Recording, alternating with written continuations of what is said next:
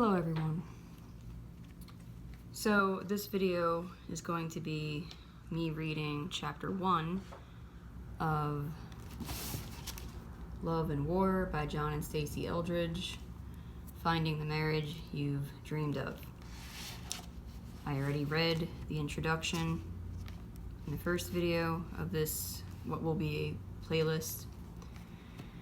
And the word that I was looking for in the first video, also besides encourage and strengthen, in terms of why God wants me to read this on here, was to inspire. I think He wants to inspire us, not just encourage and strengthen us regarding, obviously, marriage.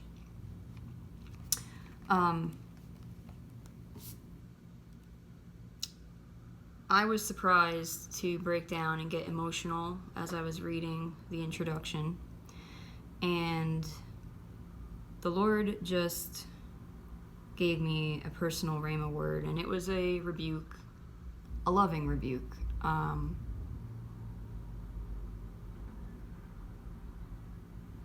He was telling me to practice what I preach, basically. That I can't deal with my broken heart by deflecting, and that I need to confide my pain in Him.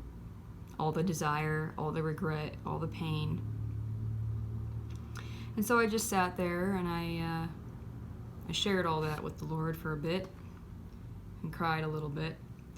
And I suppose it won't come as a surprise at this point moving forward as I read this book that I will probably tear up and cry.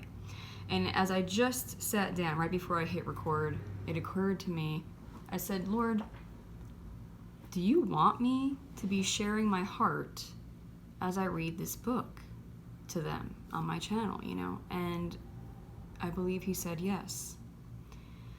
And I said, okay, well, what's the reason for that? And He said, because it will make it okay for other people to do the same. Sometimes what will kind of break down our walls is when there's another human being expressing the same sentiments that we feel deep down, that we have felt. And so I don't really know exactly what's going to be appropriate in terms of how much to share and whatever. But I think He has me reading this book on this channel for both my own healing, but maybe also for yours. And I suppose this may be more liked by women than men, but men, you need healing as well, and you need to be in touch with your own heart as well. And yes, the masculine heart and the feminine heart do have their differences, but we all have desires, we all have regrets, we all have experienced disappointments, and I think all of that is really going to be either it is and or it will be heightened, what's the word? Enhanced? I can't find the right word right now, but I think it's going to be punctuated all the more here in the tribulation as the days and the years go by here in the tribulation. So anyway, without further ado, I'm going to try to remember to tell you what page I'm on. This way, if there's something that you have a question about or you want to discuss or whatever, you can reference the page that I'm on. So this is chapter 1, page 9. Chapter 1, Remembering What We Wanted. There's an opening quote from Song of Songs, chapter 2, verse 11 through 13. See, the winter is past, the rains are over and gone. I'm already feel like I'm going to cry. My goodness. Flowers appear on the earth. The season of singing has come. Arise, come, my darling, my beautiful one, come with me. Where do you pick up the story of marriage? With the first kiss, it was intoxicating. The late night phone calls, they went on for hours. With an evening picnic on the beach, it was romantic. Getting caught by a college roommate making out, now that was embarrassing. When is that moment you decide, I want to be with this person for the rest of my life? Maybe the best place to pick up this story is 2 years after I do, when we are talking divorce. Let me just pause right there. I am going to input little nuggets that I know because I have my Bachelor of Arts in Psychology and I completed most of a Master's of Science in Marriage and Family Therapy, and I've read a number of self-help books and articles. They say that the first 2 years of marriage is the honeymoon time frame. They say that even without being married, but especially with being married. That they say, you know, getting to the 2-year mark is kind of a test. It was a Sunday. John and I were sitting at our hand-me-down card table having breakfast in a tiny little matchbox of a house we rented. It was a pretty spring morning in Southern California. The hydrangeas were blooming pink and blue on our front porch. I remember the sun filtering through the windows, a beam of light falling across the table between us, but it felt like a wall of glass. I was on my side. John was way over there. It was only a foot or so, but he felt miles away to me again. The day was fresh, but I was tired. Tired of trying, tired of feeling like an utter disappointment to my husband, who not that many months ago had pledged his heart to me for life. In front of everyone, I might add. Did he even mean it? It wasn't working. Our marriage wasn't anywhere near what I had imagined it would be. I broke the familiar silence. Maybe we should just get a divorce.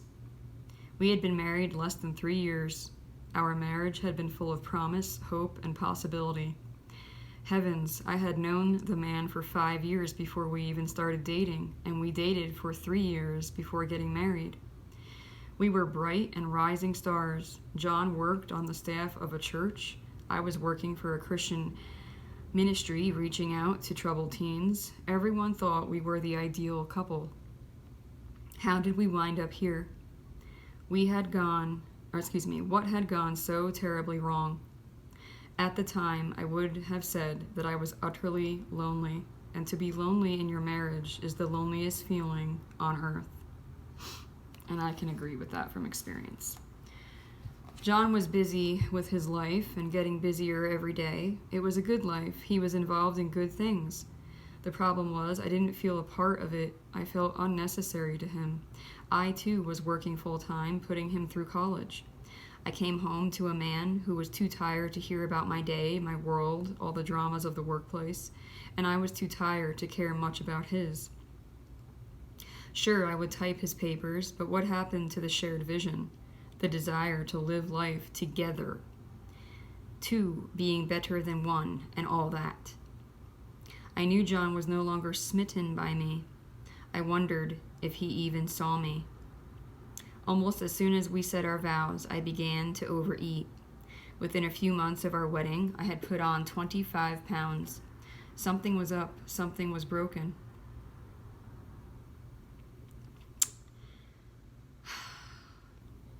I hope I don't do that.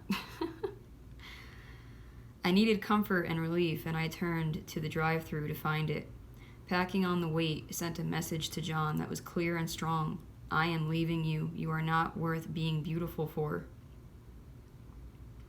And the weight continued to pile on. Diets began. I lost weight, I gained more. I lost weight, I gained more. Many of you know this dreadful cycle. Finally, 70 pounds heavier and almost 3 years married, I was desperate. A good friend had had success losing lots of weight through a medical fast, so I tried that.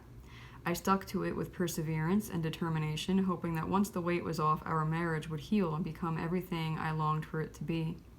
At the end of the program, I weighed 20 pounds less than when we got married. Ta-da! It didn't help. My suggestion of my suggestion of divorce came up months after finishing the fast. Subtitle: What We Now Understand. Looking back, I see what a broken young woman I was, a little girl, really, longing to be loved and nearly certain I never would be. I didn't deserve to be loved. When I was young, I just wanted someone to delight in me, but it never happened. I wasn't seen, and I wasn't wanted. I brought that wounded heart into my marriage. Hurrah! John, you get to be the one to delight in me and love me and fill this broken heart.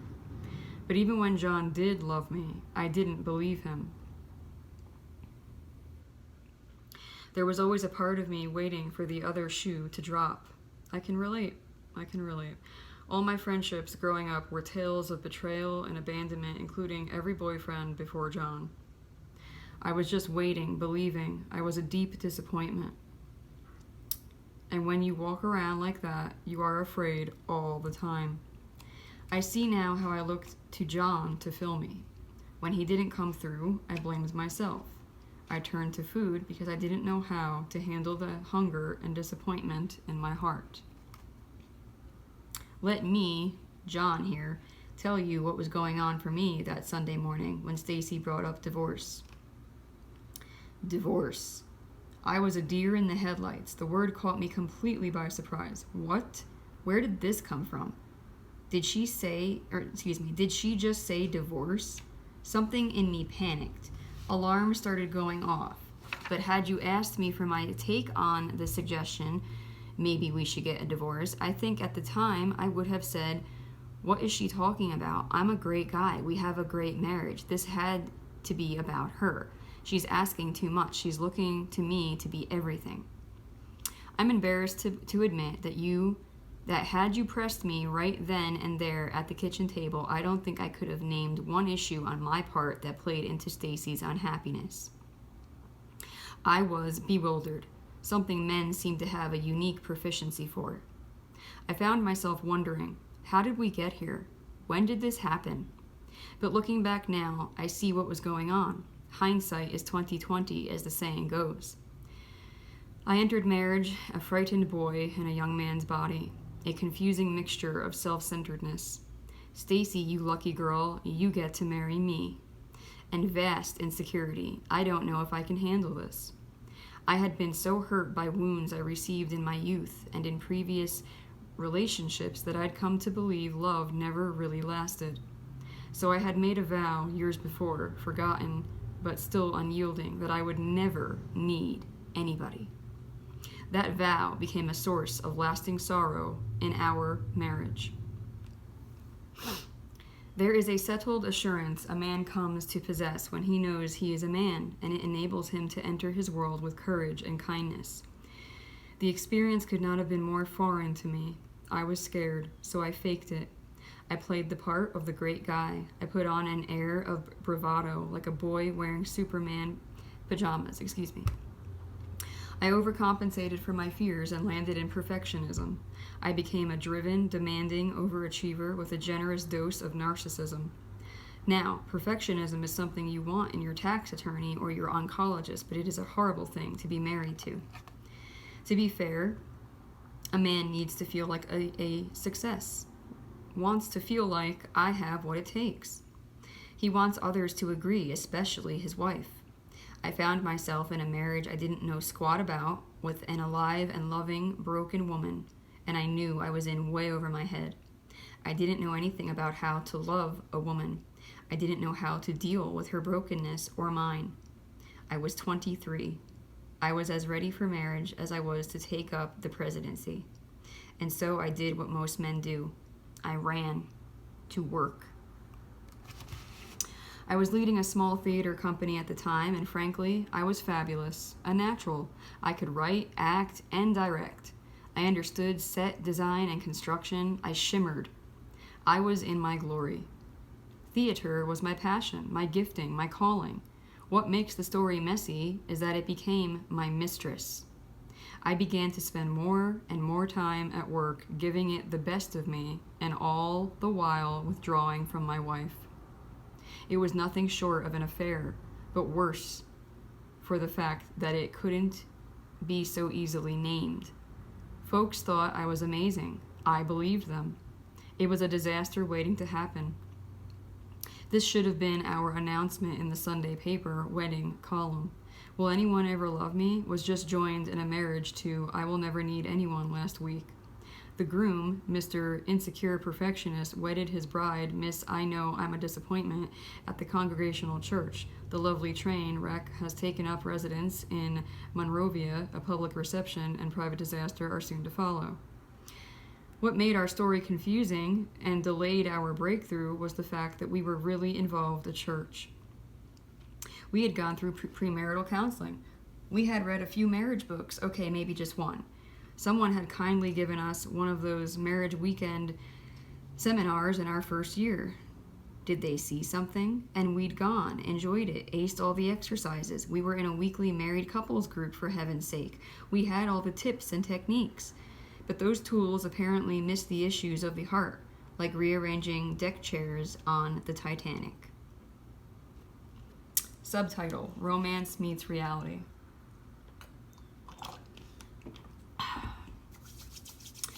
Maybe we ought to just start this book here. Marriage is fabulously hard.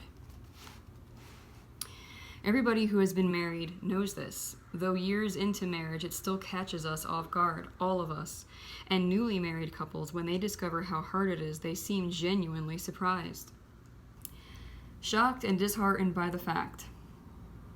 Are we doing something wrong? Did I marry the right person? The sirens that lure us into marriage, romance, love, passion, sex, longing, companionship, seem so far from the actual reality of married life. We fear we have made a colossal mistake, caught the wrong bus, missed our flight. And so the hardness also comes as something of an embarrassment. Don't you feel embarrassed to admit how hard your marriage is? Maybe it's just us. Nope. This is everyone. We might as well come out and say it. The sooner we get the shame and confusion off our backs, the sooner we will find our way through.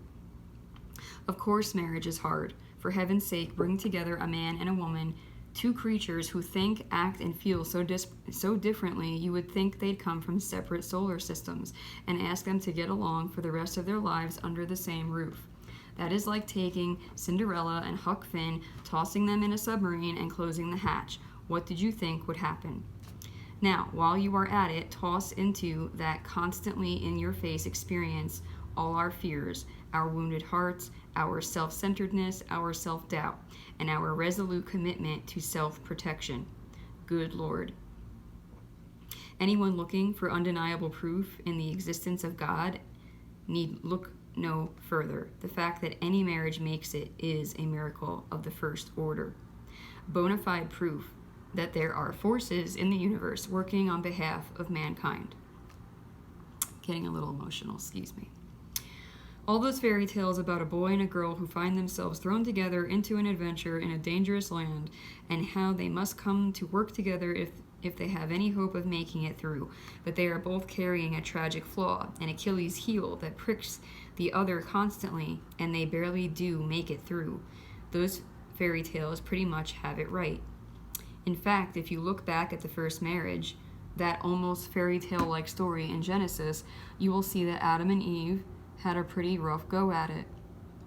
And they didn't even have parents to screw them up as children or friends giving them ridiculous advice. My goodness, the fall of man seems to come during the honeymoon or shortly thereafter. And how many honeymoon stories reenact that little drama? They hit rough water as soon as they set sail, poor things. They hit rough water as soon as they set sail, poor things. If this is the story of the first marriage, it is a bit sobering, but it also gives us some encouragement too. It is normal for marriage to be hard, even the best of marriages. I, John, wish some older man had pulled me aside a few weeks before our wedding and said, "Now listen, son, you're a fine young man. Stacy is a wonderful girl. I think you two are made for each other. I'm very excited about this marriage, but now listen to me, lad. Are you paying attention? You are also, both of you, deeply broken people, and all that brokenness is going to start coming to the surface as soon as you say I do. Don't let this throw you. It happens to everyone. It doesn't mean you've done something wrong. But what would be wrong would be to ignore what surfaces. God is going to use your marriage to get to issues in your life He wants to address. We've got a way of making life work, and you're going to discover that Stasi does too. You've got a way of making life work, and you're going to discover that Stasi does too. That's all going to collide sooner or later. You might make it a year or two on young love, and thank God for it.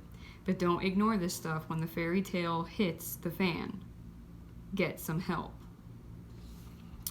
Very few of us ever receive or listen to this kind of counsel, even years into our marriage. Things become hard.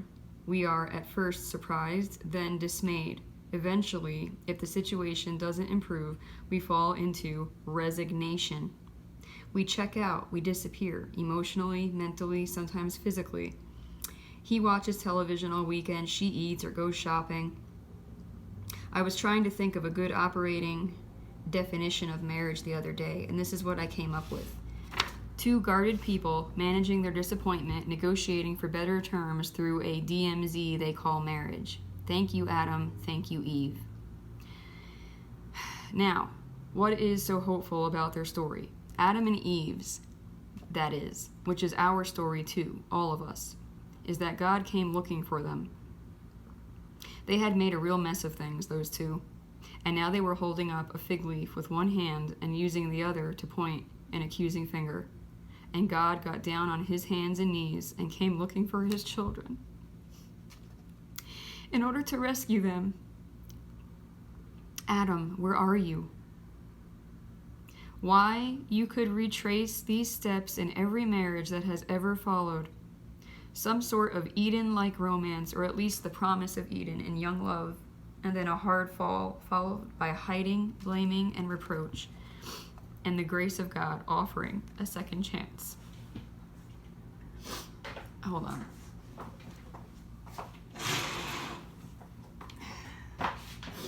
Get a little bit more light in here as the sun's going down. Subtitle, Hope. Fast forward from the scene at the kitchen table, now 22 years ago, to October 8th, our 25th wedding anniversary. Friends and family gathered to celebrate with us. We felt a celebration was in order.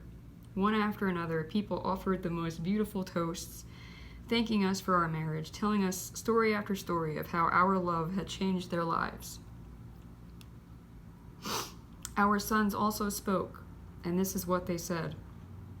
Dad, Mom, we are gathered here to celebrate your 25th wedding anniversary, not because we have to or because we should, but because your marriage is worth celebrating. It has only been as we have gotten older that the impact your marriage has had on us really became clear. Standing here now, we want to thank you both for being who you are and for loving each other in a world where most parents don't. You gave us the opportunity to grow up in a loving home with loving parents. That is amazing. It is. St. Augustine said, love is the beauty of the soul. You really are two beautiful people in love, and it is and has been such a gift to grow up knowing that is a possibility. So not only do we congratulate you, but we thank you. Stasi and I were speechless and just a little embarrassed. We had no idea that our marriage had been noticed, let alone had such a wonderful, let me reread that.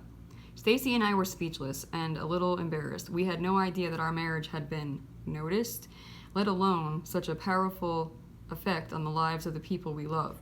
Because the journey is taken step by step, we had not realized just how far we had come. I found myself wondering, how did we get here? When did this happen? There is, of course, a story to tell, a wild and redemptive story that has at its center the gospel of Jesus Christ. For if it is anything at all, the gospel of Christianity,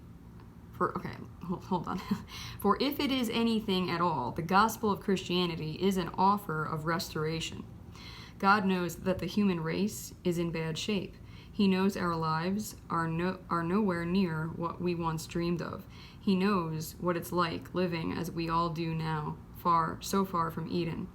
It breaks his heart. So he comes himself to planet Earth, this vale of tears, comes to do for us what none of us could accomplish on our own. He comes as Emmanuel, God with us, and look what begins to happen. The blind receive their sight, the outcast is brought home, families are reconciled, the lame walk, and the dead are raised. These aren't just Bible stories, they are illustrations. God is demonstrating his power and his intentions. He comes to heal, he comes to save. For the Son of Man came to seek and to save what was lost. Luke 19:10. This is how Jesus describes his mission. This is how he sees it. Notice the choice of words.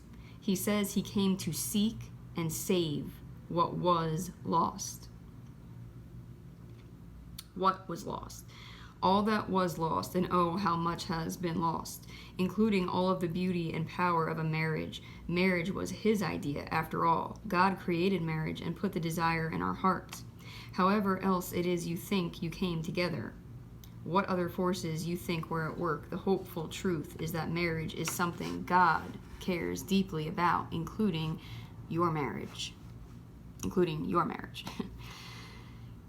When through the prophet Malachi the Lord God of Israel says, I hate divorce, we hear it with a shudder, but it ought to be with a surge of hope. The passion conveyed in those 3 words reveals how deeply he loves marriage, how strong his vested interests are in its success. Therefore, we have all the resources of God's heart toward us and all the resources of his kingdom for the restoration of what was lost in our hearts, our lives, and our marriages. We have no idea how couples make it without God's help. That is not a book we could write. Asking for your marriage to flourish without God is like asking a tree to blossom without sunshine and water. Some sort of tree might grow, but you are not going to like the looks of it. The hope we offer is that the Christian gospel brings with it restoration and life. Most of you have heard of the famous cross, the assurance of forgiveness, and Lord knows we'll need buckets of that as we go along. In the cross, God undergoes utter forsakenness so that we will never be forsaken. He understands sorrow, pain, rejection, misunderstanding, and abandonment. But what follows is for some reason less well known, or at least less understood. The resurrection, the triumph of the life of God. This is as central to Christianity as the cross, perhaps even more so, because it is that life that he offers to us. George MacDonald explains that the whole history is a divine agony to give divine life to creatures. The outcome of that agony will be radiant life, whereof joy unspeakable is the flower. Letting that life into a marriage is the sunshine and water for the parched tree. It is like opening all the doors and windows of a house long boarded up, light and fresh air pouring in. Or it is like a rain shower coming to the thirsty desert. Everything bursts into bloom, the flower of joy unspeakable. The life of God brings resurrection, a return of real love, genuine companionship, romance, joy, long-suffering, and a shared mission. This is what the scriptures mean when they tell us that we shall be saved through his life, the life of God come into us through Jesus Christ, Romans 5:10. Stasi and I have become best friends. We started out that way long ago, before we married, but we lost it somewhere along the road, more than once. God has helped us find it again. That's beautiful. We have a shared life now. We are on the same page, living for the same things. We have found our way to something beautiful. We have found that the promise of the gospel is true.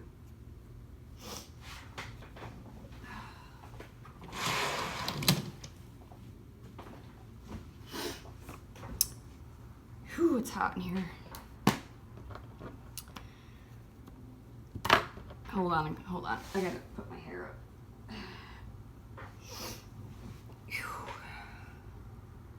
Okay. Subtitle, Let Desire Return.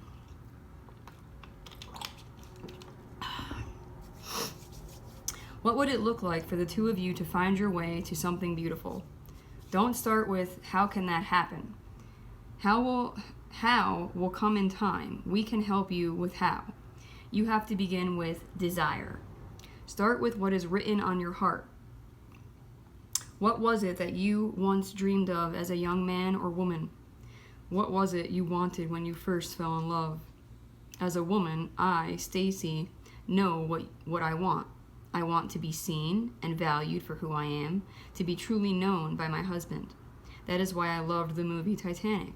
Rose's fiancé doesn't get Rose. He recognizes that she is unhappy but doesn't pretend to know why.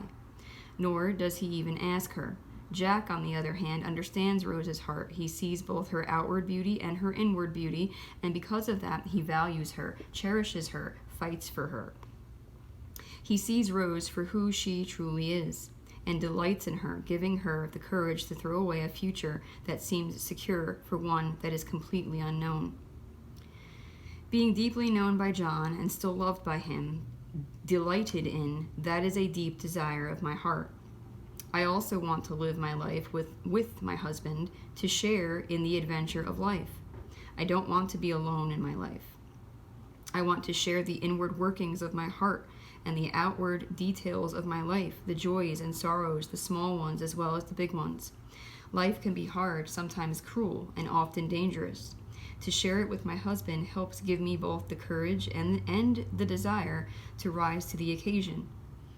In the Scarlet Pimpernel, I've never heard of that. In the Scarlet Pimpernel, the heart and lives of Sir Percy Blakeney and his wife Marguerite become one when she understands the truth of his identity and joins in the higher call of his life. As she rises to play her irreplaceable role in the story and they share in the adventure, his life is saved and good triumphs over evil. I want to do that for John. I want to do that with John. And finally, I want to lean into John's strength. When the going gets tough and the tough get going, I want to know that John is not going anywhere, that he will be there for me to lean on when I need to. And I have needed to many, many times. Just as the Dashwood sisters in Sense and Sensibility learned the immeasurable gift of being able to lean into the strength of Colonel Brandon's character, I too want to rest in my husband's strength. I think these are the things every woman wants. As a man, I, John, read what Stasi just wrote and say, wow, that's good to know. Because my desires are a little different. First, I want to be believed in. There's a scene in the movie Cinderella Man that almost brought me to tears. It's a come-from-behind story about a boxer no one thought could return. James Braddock is about to face his most brutal opponent, a Goliath who has killed men in the ring. This is the match of his life. His wife, May, makes her way across New York City down into the basement of Madison Square Garden, finds Jimmy in the locker room simply so she can say, "Remember who you are. I'm always behind you." I love that scene. I also want Stasi to ride with me in some great adventure. You might... I'm getting emotional again. You might remember the movie The Man from Snowy River. There's a scene I can still recall, even though it was more than 20 years ago when I first saw it. The beautiful young Jessica has gone missing. She is in danger. Her horse threw her high in the mountains. The strong young cowboy Jim finds her and rescues her. Suddenly, there they are, just the two of them, miles from nowhere, out in the wild beauty of the mountains. I love that scene. Wild, untamed beauty and a shared adventure. Finally, I want beauty. I want the love described in the Song of Songs when the woman says to her lover, "Come away, my lover, and be like a gazelle or like a young stag on the spice-laden mountains." Chapter 8, verse 14. She thinks he is amazing. She offers her beauty to him. She invites him to be the man with her. I think men will know what I'm talking about. There's a scene from the movie Hook that caught me off guard. Peter Pan has returned after many long years to Neverland. He is a grown man now. Tinkerbell, played by Julia Roberts, is thrilled to have him back. She uses her magic to zap herself into a full-sized woman, absolutely dressed to kill. Peter asks, "Wow, Tink, what's the celebration?" "You," she says. I think these three desires are shared by every man reading this. And you, dear reader, what scenes have captured your heart over the years? What songs, what stories, what moments have awakened the deep desires of your heart? You see, somewhere along the way, we all lose heart in marriage. We all do. It happens to the best of us. As Dan Fogelberg sang, "Joy at the start, fear in the journey, joy in the coming home. A part of the heart gets lost in learning somewhere along the road." Dan Fogelberg, Along the Road. We might find a way to manage our disappointment, and we might do our best to fight off resignation, but it works its way in. We let go of what we wanted, what we dreamed of, what we were created for. We begin to settle. Because marriage is hard, sometimes painfully hard, your first great battle is not to lose heart. That begins with recovering desire. The desire for the love that is written on your heart. Let desire return. Let it remind you of all that you wanted, all that you were created for.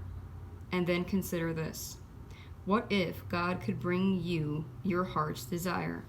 It's not too late. It's not too hard. You are not too far along, nor are you and your spouse too set in your ways. God is the God of all hope. He is, after all, the God of resurrection. Nothing is impossible for him. So give your heart's desire some room to breathe. What if the two of you could find your way to something beautiful? That would be worth fighting for. And that is the end of chapter 1. And I know what God's up to. He has me reading this now, right before I'm supposed to be meeting my future kingdom husband. He's basically speaking to me and telling me that I need to come out of resignation, because I've gotten into this mode of just survival, and especially now that the world's ending, I've accepted that I'm just never going to have any joy in this life, and he's trying to tell me that I could have some joy in this life still. And that goes for you as well. He is the God of resurrection. He is the God of miracles, and nothing is too hard for him. I bless you all in the name of Yeshua, the Christ of Nazareth, and until next time for chapter 2.